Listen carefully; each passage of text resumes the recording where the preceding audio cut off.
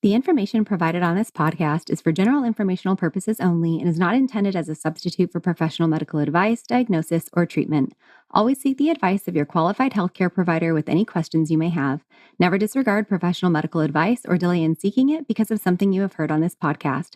Reliance on any information provided here is solely at your own risk.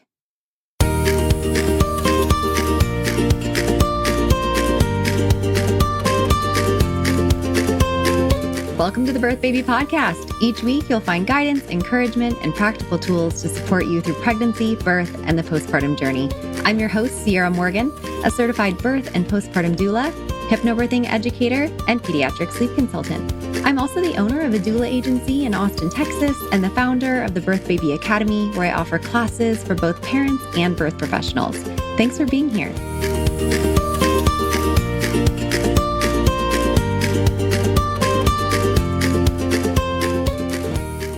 Hello, everyone. Today I have the Doula Darcy with me, aka Darcy Sowers, but most people know her as the Doula Darcy. She is a doula business coach and marketing strategist who combines her unique background, which is 10 years in advertising and 15 years as a postpartum doula, which helps her help other doulas build thriving businesses. So I'm really excited to have her here today because we are going to talk about using AI in the doula business. Thank you for being here with me today. Oh, thank you for having me. I'm really excited to talk about this with you today. Yeah, I was really excited to talk to you specifically because you work with doulas, like you coach them, you see their pain points and things that they struggle with, and maybe they do want to automate, but also this is heart work and this is connection. And so it can be a little dangerous. So as a business coach, how do you see doulas currently using AI in their businesses? Ooh, well, okay. Let's just dive right in. You mentioned the pain points, and I would have to say the number one most common pain point I hear from, as you said, I'm talking to doulas all over the US and Canada all day, every day. The number one pain point is that they hate posting on social media and they don't know what to post. And so I see them using ChatGPT to help them write their posts. And at first I was like, yeah, do it. If you're going from 0 posts on social media and ChatGPT is helping you get a few up there, at first I was like, great. Right. That was maybe, 6 months ago. And now the other thing I do is scroll the interweb and see a lot of doulas, and I just see doulas putting out the same ChatGPT slop. And I think maybe it's better to not post because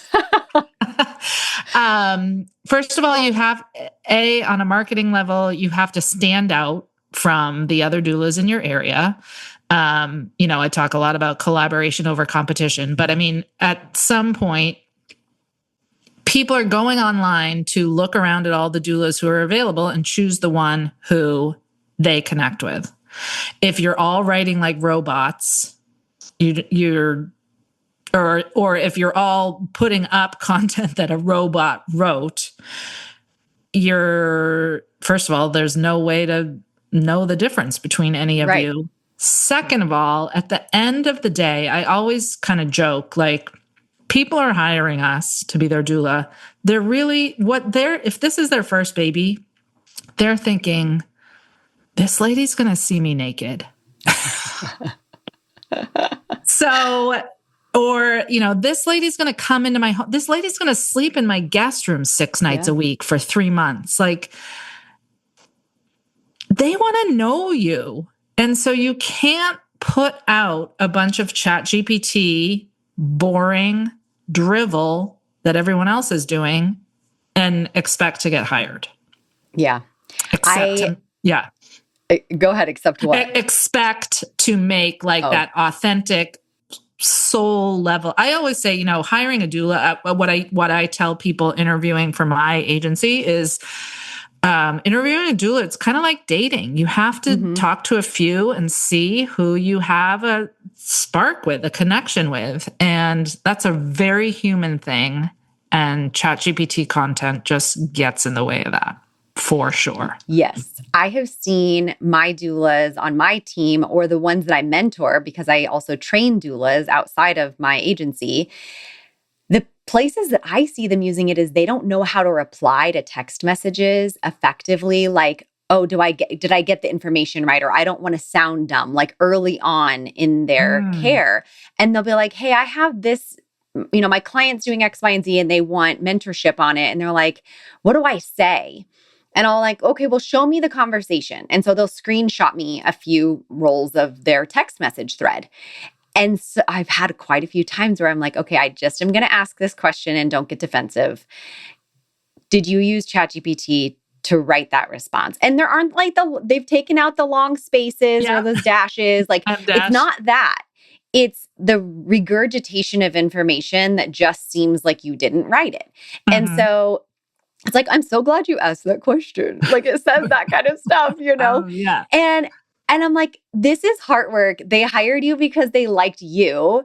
And it's okay if you're not perfect. They want a human. And so, especially on text messages. OMG. And also not everything should be replied to by text. Sometimes you need to ask to hop on a call. Yeah. And so the piece that I'm seeing is they're like, well, I don't know the right way to handle this. Like, oh, she thinks her waters may have broken. I don't know what to do. And they've been trained on it, but in the moment they kind of panic and like, what am I supposed to say? And then they ask ChatGPT and I'm like, that was terrible advice. Or also or they're feeling something and instead of, or they give you information and instead of saying, okay, and how are you feeling about that? Like they're, oh, I'm so sorry you're going through that. And like feeling bad for them when they might not have been upset. And now they're like, oh, should I have been upset? So I'm seeing that piece. And then I'm also, it's interesting because what made me originally think about doing this topic is I had a prenatal visit with a couple and the dad is big into AI. And I had my computer out and I'm taking notes during this prenatal visit and chatting with the mom and chatting with him. And we're talking about some different options.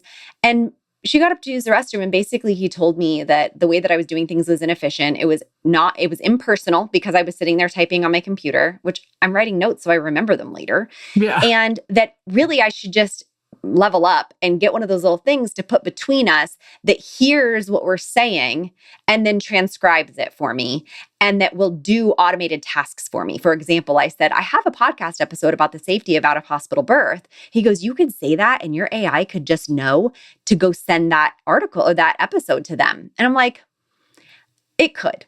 It could. But I don't want it to feel like, oh, they just left my meeting with me and she already has all this information. A robot did that because this is heart work. And the mom actually overheard him saying part of this to me. And she goes, you feel that way, but I don't. Like, I don't want my doula to be automating everything. And I was like, oh, that is really powerful. Yeah. Now, I will say, I love AI and I use AI for a few things. And I think in that situation, like asking the parents, is it okay if I record this? Right. So I don't have to sit here with my computer and just record it on a note on your phone. Like you don't even need fancy software and then upload that note into AI to get the transcript. Like, boom, that's amazing. See, but my thing is like, how many things do I have to go back and listen to make myself remember what I wanted to send them? Because some of the things I'm typing are send episode for blah, or I don't want them to know the thing that I want to write down. Right. So, dad doesn't seem supportive of this, talk to mom about this later, whatever. There are things that I just can't say out loud in front of a client. Now, I love that you said that you are using AI in some ways, and you did give one example. Do you have any other examples of like, where do you think AI really can support doulas without removing the humanity from this heart work? Yeah, I think, the way I'm using it is I have a podcast too, and I use AI to transcribe the episode and to pull out like what, I don't plan out my podcast episodes. But when I upload the transcript into ChatGPT, it can flag, oh, you mentioned that you wanted to drop this link in the show note. It'll make a list of everything I say. You mentioned that you would put this in the show notes, which I used to record episodes and forget that I promised to put this in the show notes. So that's easy to do. Yeah. So I also will use it when I'm coaching with doulas. I will pop the transcript of our coaching call in, and AI will make a list, just make a list of what we talked about their action items are, and which is great because then they don't have to take notes. I don't have to take notes. So things like that, helping it. I think AI is great for saving you time of taking notes and transcribing things. And, or what I also will do is I'll be like, hey, here's the transcript of my latest podcast. Like, what are 5 title options? And it just, and then I always rewrite them, but it kind of helps you brainstorm a little bit. So I think there's absolutely ways doulas, and then I was going to say most doulas don't have a podcast, but right. But even you could put all the questions that you think that you might want to ask at a prenatal visit, and then say, what's the best order? What order of these questions would make most sense? Yes. Or, another great thing to do is if you recorded 10 interviews or 10 prenatal visits, and you put all those transcripts into ChatGPT and said, what were the common concerns? What were the common questions? What else could I be offering? Like, using where AI is amazing is analyzing data. So if you put all those conversations in and we're able to use AI to find common themes, common questions, and prompts like what's a PDF I could create that would be a great follow-up for these, or a newsletter. Yes. What should my next help me newsletter write be? a newsletter? Right. And then I always say ChatGPT or AI should not be the final draft ever. No. It should be your middle draft, or you're fine. You could use it as a first draft. Like if you just need an idea and need help, but don't use it as your final draft. Go and change for your voice. I don't care how much you tell it, oh, use my voice. It's not going to. It doesn't know you. And it's going to change certain words that you would not use. And I also like the idea of what you just said, because for me, it's the podcast. I'm like, if somebody asks me a question 3 times, I'm making a podcast episode about it, because I want to have the resource to give to people. But before that, it would be, you could also use, what are the pain points? You could use that as a catalyst of what social media posts you're going to make, some educational posts that you want to put out there. So I think that there are some really good ways of doing this, but client communication is not one of them. Not even direct emails, like a newsletter, sure, but like direct emails where they hear you speak, they know how you talk. Yeah. And so they're going to know if you wrote that or not. Absolutely. And I think that is one of the biggest selling points of particularly birth doulas. If you're giving birth at the hospital with an OB, you're going to meet with 5 different OBs over the course of your pregnancy, and you never know which one's going to show up in labor. And then if you call or email in to the portal or whaver, who knows who's responding which to you. Nurse but is responding. Right. If you hire a doula, you are getting that doula. And if you hire a doula and you chose that doula, and then you can tell that Chatty G is Chatty G. Yeah. I have a friend who calls it Chad. It's just her friend Chad. Chad G. I like Chatty G though. It sounds like it's I do too. Like it a just hip-hop sounds artist. a little more. But how would you feel if you texted your doula like a very personal question, even just about labor or whatever, and then you just can tell that her response was filtered through Chatty G? It's just not a good feeling. Like the whole it's not like we're plumbers or this birth and postpartum it matters. Is so personal and human. I think, and you guys, that's good news. Yes. Oh, Our that's jobs great aren't being news. replaced. This is great news. Yeah. But there's a line where we want to make sure that we're being human. Yes. And it can be tempting to automate a bunch of stuff and have things be like I just the other day for the first time, I was like, this has a send later feature. And I do need to send this email on Tuesday. And Tuesday is very busy for me. I can do send later. Like it blew my mind all of a sudden. I actually go on, even if it's a Saturday, if one of the clients within my company has a 36 week on Saturday and I get that reminder, I send the 36 week email. All of a sudden it popped in my head. I was like, I could do all of the 36 week emails when they hire on. I could set that 36 week email to send. That kind of changed my life. I was like, I'm going to have to do that after this next weekend when I'm training doulas and I have a very busy weekend. You can do that with texts. I just found out because I do a lot of like middle of the night wake ups, or I'm just also an early riser. And if I'm up at 4:30 a.m. and I want to respond to a doula of mine who's on the West Coast, I don't want to text her at 1 in the morning. But I can send it, I can type it all out and send it later.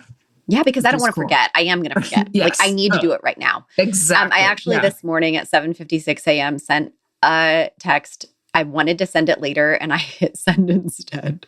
But I was like, I'm not used to this yet.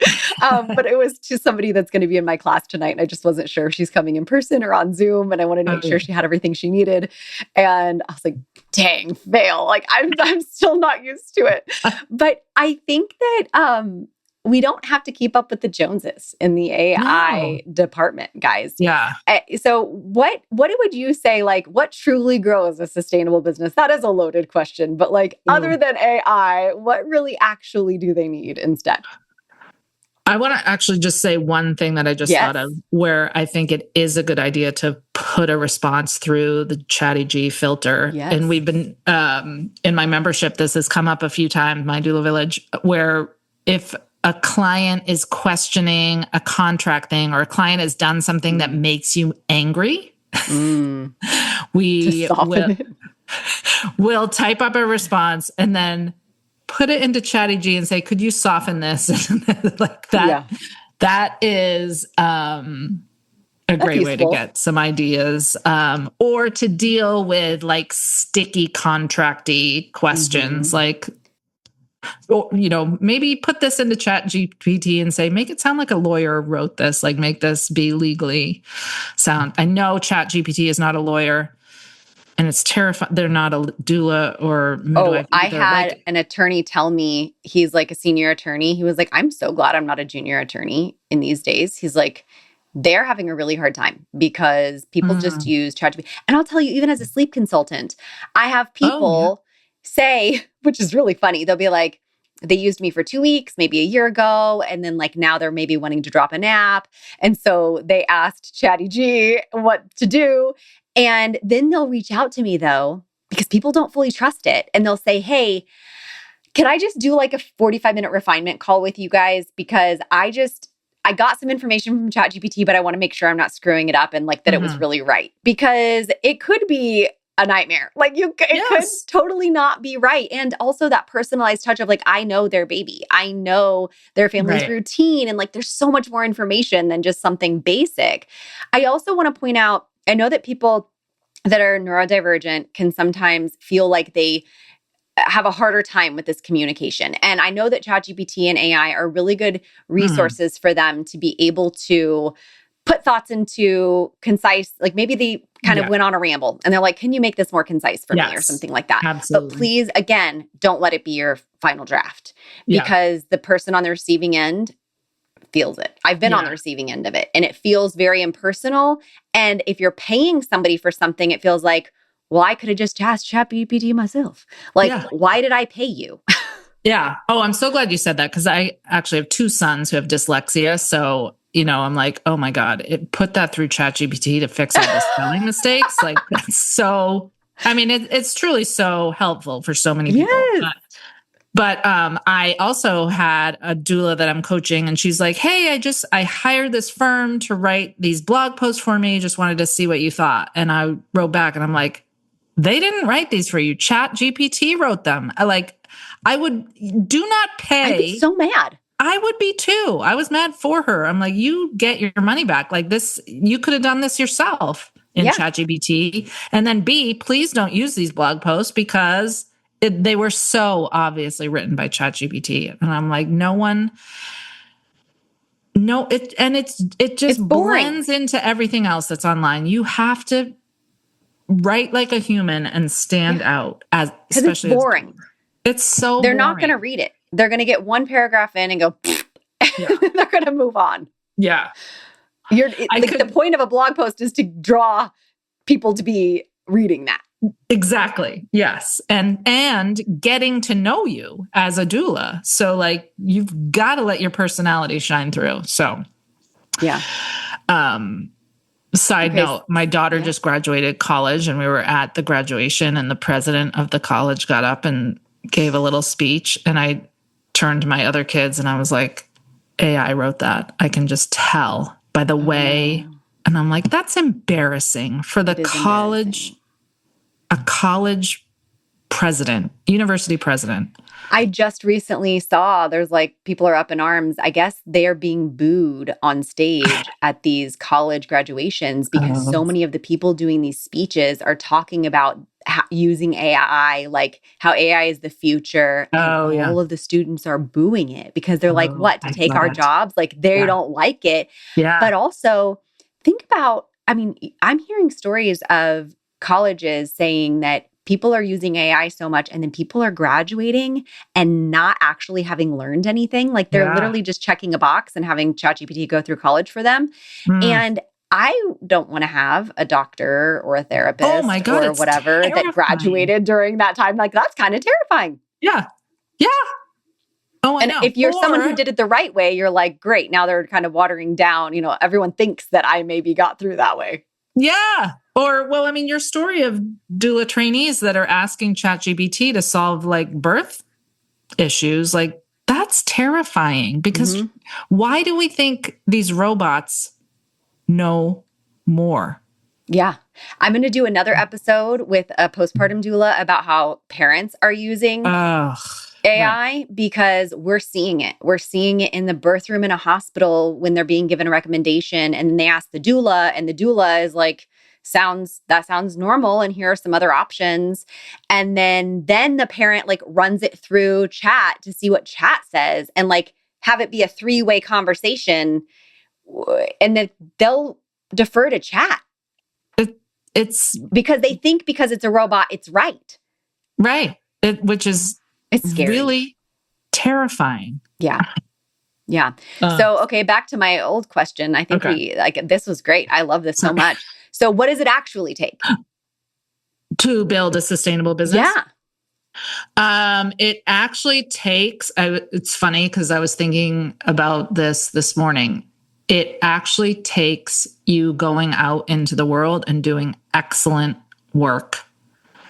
Like that's the best marketing strategy that there is. Just go be an amazing doula, provide excellent service, get the community talking about you, and then go out and as a human being, connect with the other doulas in your community, the chiropractors, the maternity photographers, the midwives, all the other people dealing with pregnant and postpartum families in your community. Make real relationships with them. And have integrity. Yes. And be willing to fail because you may have to fail multiple times and get back up. And you are going to learn something every time you fail. That is what makes you successful. Yes. Because if you're holding back and you're not putting all of yourself out there, and you're not showing up as your true self, then it's not going to work. There's also so many times where people have this imposter syndrome. And then this imposter syndrome leads them to think that they need to check with AI or something like that in order to like confirm that they're doing the right thing. But trust your gut. Be you, show up authentically, and you're going to be all right. And trust your training. Like, go back to your manual before you go to ChatGPT. Yes. In mine, you can literally like control find or control F and type a word. And Oh, it's going to amazing. show you like where, type in cervical exam or whatever, Right. Yeah. text me, ask me where in the training that is. I'd love to tell you, Yeah. rather than you going to chat. Or like So go on a doula Facebook group, ask some other ask doulas, another not human. ChatGPT. The other thing I have to just throw in to have a sustainable doula business is to charge more. Make sure you're charging enough to pay your taxes, pay your liability insurance, save for retirement, pay your bills. Like I can't tell you the doulas I talk to that tell me what they're charging. And I'm like, how do you, that you're not going to be doing this in 2 years unless this is your hobby, and fine, whatever, if it's your hobby. But if you're putting food on the table with this, if you're putting food on, if you're trying to pay your mortgage and your income taxes and your liability insurance, like figure all that out and charge accordingly. Also, making it so, building in the enough income that it's worth your time to leave, and that your you're family. not feeling frustrated about going. Yeah. Not feeling that resentment. I think every time I'm a postpartum doula, every time as a postpartum doula, like the resentment would start to creep in, like, I remember one time very specifically, I was like, a mom was sitting on the couch breastfeeding her son, and I was on the floor playing Candyland with the toddler. And I was like, I don't even do this with my own kids. Like, I don't know, like, whoa. And I was like, yep, time to raise my rates. Like, back to a sustainable doula business. That's, if you're not earning enough money, you're going to have to go back to another job or quit or whatever, and you're going to burn out. So avoiding burnout, I think, is the number one thing, the number one way to build a sustainable doula business, for sure. Yeah, not by automating things so that you have more time. Right. Well, this is awesome. Thank you so much for broaching this topic with me. I've been so excited to record this because I'm like, there are so many doulas out there that need to hear it. Please stop making graphics on chat also. We know what we know your graphic came from chat, and they're really bad. I hate it a lot. Yes. The like posters for events or about your services that look exactly like everyone else's. Please stop. Please also stop making a chat GPT photo picture of yourself and make it your profile picture. Like, please go now and take that down. Put a real human picture of yourself. Again, like they're hiring you. They're hiring you, and so you want the real you. You don't even want like a glam. Yeah. Don't even filter. Right. No filter, not a ton of makeup. Like, if you're going to walk into the labor and delivery room with your hair in a bun, in your sweats, like, you do not want a profile pic of you that's full makeup, coiffed hair in a business suit. Like, it I have times where, if I just got off of a birth, or I'm like just getting up from a birth and I didn't want to cancel the interview, but I can't get dressed before this interview. Right. Like, I've got to maximize my sleep. I'm not going to survive today. Yeah. And so I'll tell them, like, I call myself out when I get onto those interviews. I'm like, hey, I don't look great today. And this is how I'm going to look at 3 a.m. when I walk into your birth. So I figured I'm just going to show up instead of rescheduling on you today. And they love it, Yes, because I'm being human. Right. Because again, in their head, they're thinking, this lady's going to see me naked. Like, I don't want if you give the impression that you are so put together all the time, you dehumanize yourself enough for them to not treat you as well. Ooh. I have really noticed that some of my friends that are doulas get taken advantage of a lot, or like their clients expect so much of them, or like call them at 2 a.m. with a stupid random question.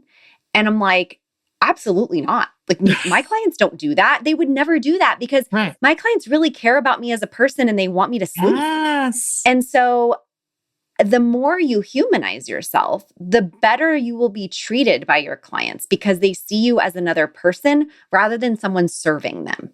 Yes. I love that reflection. You're like, preach. We went to church today.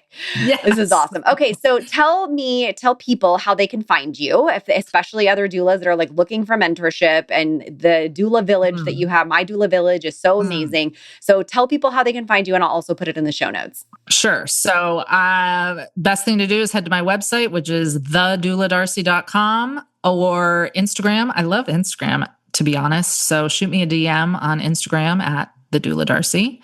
I also have a fun quiz that will tell you which trimester your doula business is in, and in terms of like brand new or you've been at it for a while. And then you'll get your quiz results. It takes 40 seconds, and a personalized marketing tips based on where you rank in the quiz. And that's douladarcy.com/quiz. And I think we're going to have a link to it in the show notes too. Yes. Awesome. Thank you so much for doing this. Thank you for having me. This was really fun to go on a rant about. Yeah. And if you are listening and you are a doula and you want more information too, she also has an amazing podcast that is all doula focused. So go to the Doula Darcy podcast as well. Yes. Thank you. All right, y'all. Me. Thanks for listening. If you enjoyed today's episode, please take a moment to follow, rate, and review the podcast. It helps us reach more families who can benefit from this resource. For more resources, classes, and services, head to empoweredbeginningsatx.com or check out the Birth Baby Academy at birthbabyacademy.com. Until next time, wishing you confidence and calm on your journey through birth and beyond.